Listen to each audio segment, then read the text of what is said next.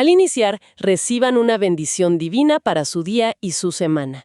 Qué bueno dar la bienvenida a quienes nos escuchan a esta nueva exploración de nuestras fuentes. Sí, un gusto estar aquí para esta inmersión profunda. Tenemos mucho material hoy. Muchísimo. Hoy nos vamos a sumergir de lleno en el capítulo 35 del libro del Génesis.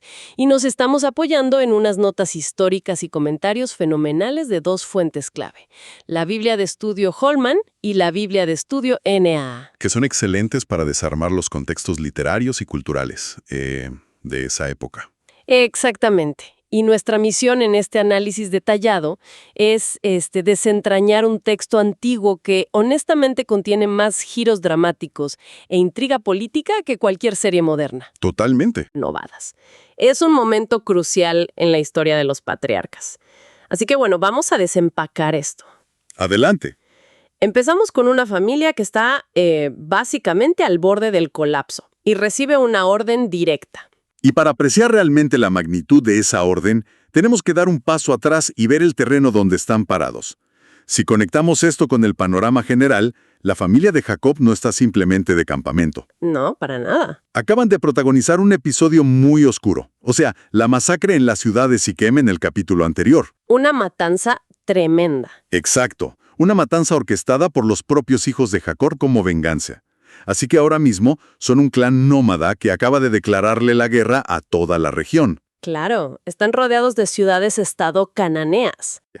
Levántate, sube a Betel y habita allí, y haz allí un altar al Dios que se te apareció.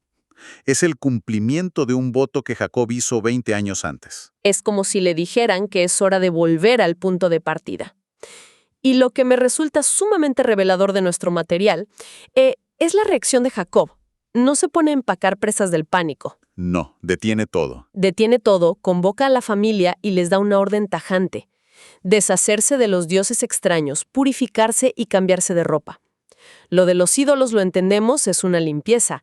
Pero la Biblia Holman señala un detalle increíble. No solo entregaron las estatuillas, también se quitaron los anillos de las orejas. Sí, los aretos. Exacto, para que Jacob los enterrara bajo una encina. A simple vista parece raro. O sea, ¿por qué enterrar joyería? Porque no era simplemente joyería. Ese es un detalle cultural enorme en el Antiguo Oriente. Estos aretes funcionaban frecuentemente como amuletos. Ah, ¿tenían una carga espiritual? Claro, estaban inscritos con símbolos o consagrados a deidades locales para protección mágica. Muchos venían probablemente de la casa de Labán, donde el politeísmo era normal. Pero además, pensemos de dónde venían los hijos de Jacob hace un par de días. De saquear Siquem. Exactamente. Es muy probable que esos ídolos y amuletos fueran botín de guerra quitado a los cananeos. Jacob entiende que no pueden ir a Betel cargando esa contaminación. Al exigir los ídolos y los aretes, fuerza un corte radical con el pasado. Y el acto de lavarse y cambiarse de ropa era como un ritual tangible, ¿no? Sí, necesario en el mundo antiguo para marcar la transición de la impureza, especialmente tras tocar la muerte, a un estado de consagración. Y Jacob entierra todo bajo esa encina, marcando una ruptura total. Es una forma física de decir que esa identidad se queda ahí. Y vaya que necesitaban avanzar rápido. Aquí es donde se pone realmente interesante. Sí, porque eran el blanco perfecto. Eran una caravana súper lenta con rebaños, moviéndose por territorio hostil. Era el momento ideal para una emboscada de las ciudades vecinas. Pero el texto dice que un terror de Dios cayó sobre las ciudades. Nadie los persigue. Es una intervención providencial muy silenciosa. Esa frase hebrea, terror de Dios, describe un pánico sobrenatural, un miedo paralizante que frena ejércitos enteros. Jacob estaba aterrado de que lo destruyeran. Y este escudo invisible es la respuesta directa a esa vulnerabilidad. Garantiza que el propósito de llegar a Betel no sea frustrado por venganzas locales. Y el escudo funciona. Llegan a Luz, que es Betel, y Jacob erige el altar El Betel, honrando a Dios por acompañarlo. Es un momento muy sagrado. Pero, interesantemente, la narrativa hace un espacio para algo muy humano y doloroso: la muerte de Débora. Sí, un momento muy emotivo. Las notas de la NAE nos recuerdan que ella no era una matriarca principal. Era la nodriza de Rebeque, la madre de Jacob. La entierran bajo el roble del llanto, o Alon Bakute. Me llama la atención que el relato se detenga para honrar a una nodriza. Y es que aporta una riqueza emocional inmensa. En la antigüedad, una nodriza era una figura materna secundaria.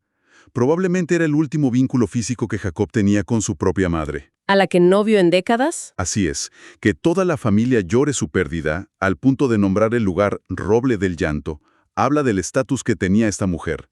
Nos recuerda que, antes de ser patriarcas de una nación, eran seres humanos lidiando con el duelo. Y es justo en ese terreno emocional donde la historia alcanza una de sus cumbres teológicas. Dios se le aparece de nuevo a Jacob, confirma su cambio de nombre a Israel y se presenta como El Shaddai.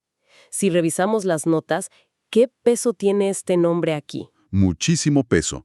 El Shaddai se traduce como Dios Todopoderoso, pero si profundizamos en las fuentes, descubrimos que la raíz de Shaddai podría estar vinculada a una antigua palabra acadia. El acadeo era como el idioma internacional de la época, ¿verdad? Exacto, la lengua diplomática de Mesopotamia. Y esa palabra significa monte o montaña. Retrata a la divinidad como una fuerza inamovible, como una montaña que domina el paisaje. Para unos nómadas en constante movimiento, la promesa de un Dios inquebrantable como una montaña lo es todo. Y es el mismo título con el que Dios se reveló a Abraham e Isaac. Establece una sucesión innegable. Me encanta esa imagen. Y desde esa autoridad, Dios renueva la promesa. Le asegura fertilidad, una multitud de naciones, reyes y la tierra. La reacción de Jacob es erigir una columna de piedra y derramar una libación de vino y aceite. Entonces, ¿qué significa todo esto? Es el clímax de su maduración espiritual. Jacob solía ser el hombre calculador, manipulando bendiciones. Pero frente a El Shaddai, no hay negociación. Al levantar esta piedra, crea un marcador sagrado, un testimonio legal. Y el vino y el aceite eran costosos. Sumamente costosos en el mundo antiguo. Es un acto de adoración sacrificial absoluta.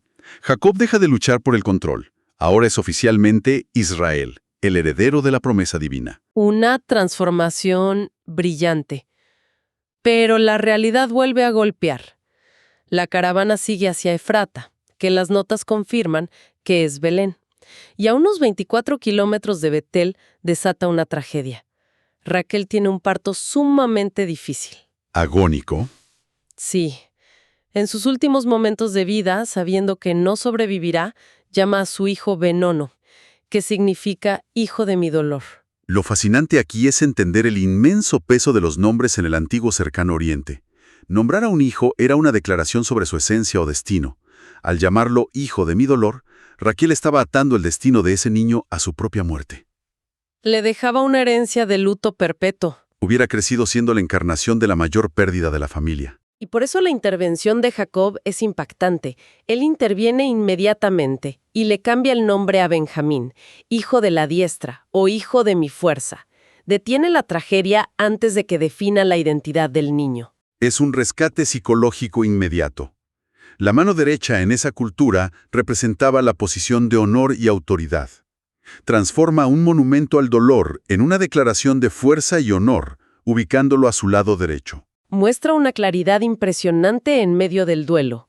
Luego Raquel es sepultada y Jacob colocó una columna sobre su tumba, un monumento que las fuentes indican fue conocido por generaciones. Pero deben continuar. Y el siguiente campamento trae otro tipo de dolor. Sí, acampan más allá de la torre de Eder, en Migdal Eder, y ocurre algo oscuro. Rubén, el primogénito, se acuesta con Bilha, la concubina de su padre y sierva de Raquel. Parece solo un pecado moral, pero las notas de estudio de la Holman y la NAA nos obligan a mirar más allá. Esto plantea una pregunta importante sobre las motivaciones de Rubén. En el contexto antiguo, esto es un desafío político calculado y despiadado. Rubén es hijo de Lea, la esposa que nunca tuvo el favor de Raquel. Y ahora que Raquel murió, el equilibrio se rompe. Exacto. Apropiarse de la concubina del patriarca era un método público para reclamar el liderazgo y usurpar la autoridad del padre. Rubén quería humillar a la línea de Raquel y asegurar el poder para los hijos de Lea. Una jugada agresiva. Pero Jacob simplemente se entera y guarda silencio. No hace un escándalo en el momento. ¿Por qué calla ante algo tan grave? Las notas revelan que su silencio es contención estratégica. Hacer un escándalo habría fracturado a la familia en territorio hostil. Jacob asimila el golpe, pero no lo perdona. Las consecuencias fueron severas. Rubén perdió su derecho de primogenitura, ¿verdad? Sí, años después, en su lecho de muerte, Jacob lo despoja de sus derechos por profanar su lecho, y esto altera toda la jerarquía de las 12 tribus. Al caer Rubén, el liderazgo eventualmente pasa a Judá, de donde nacerá la línea de reyes. Es increíble cómo un acto en una tienda cambia la historia. Y justo después de esto, el texto enumera a los 12 hijos de Jacob, consolidando lo que serán las 12 tribus. Pero las notas nos marcan un detalle curioso. Dice que todos nacieron en Padán Aram, pero acabamos de leer que Benjamín nació en Canaán. Y eso nos enseña cómo leían y escribían en la antigüedad. La literatura antigua priorizaba las agrupaciones temáticas sobre la precisión técnica. Como 11 de los 12 nacieron en Padán Aram, se usa como una etiqueta general. Simplemente los agrupa temáticamente para no romper la fluidez literaria. Exactamente. Es una convención para enfatizar que la familia ya está completa. Muy útil tener ese contexto. El capítulo termina con el fin de una era. Jacob finalmente llega a Hebrón, a Kiriat Arba, y se reúne con su padre Isaac, que según las notas alcanzó los 180 años de edad. Vivió mucho más de lo esperado. Una ironía tremenda, porque décadas atrás Isaac pensó que estaba por morir y apresuró la bendición. Y la providencia le dio tiempo para ver regresar a su hijo y ver el cumplimiento de la promesa. Y el cierre es hermoso. Isaac muere y es sepultado en la cueva de Macpela por sus 2 hijos, Esaú y Jacob. Lo que demuestra que la reconciliación entre ellos perduró hasta el final. No es una tregua armada, es perdón genuino. Y es una transición de liderazgo pacífica. ¿Qué recorrido hemos hecho? Vimos revelaciones divinas majestuosas como el Shaddai, entrelazadas con momentos humanos súper crudos. Muertes dolorosas, peleas por poder, amuletos enterrados. Nos muestra la realidad de estas figuras históricas. Exactamente. Y para dejar una reflexión final a nuestra audiencia, es fascinante pensar en esto. Vimos a Jacob enterrar físicamente los ídolos para purificar a su familia, pero también enterró en silencio el desafío político de Rubén. Es un recordatorio de que los grandes cimientos espirituales rara vez se construyen en condiciones perfectas, se forjan en medio del desorden y la imperfección humana. Y a veces, lo que enterramos en el silencio sigue moldeando el futuro de maneras que no imaginamos. Una reflexión muy provocadora para llevarnos hoy. Concluimos así nuestro análisis profundo de hoy. Gracias por esta excelente conversación. Que Dios bendiga a todos los oyentes.